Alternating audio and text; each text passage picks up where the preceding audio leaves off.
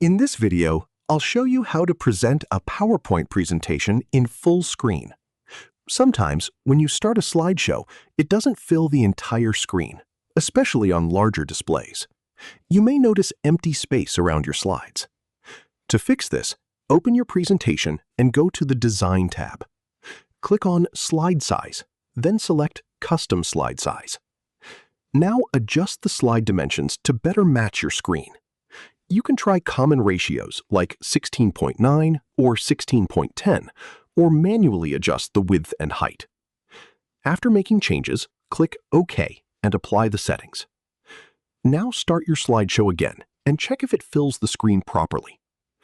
If there's still empty space, go back and slightly adjust the width and height until it fits your screen perfectly.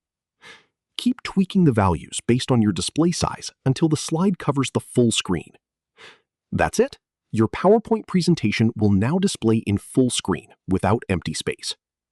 If you found this video helpful, don't forget to like the video, subscribe to our channel, and press the bell icon for more tutorials.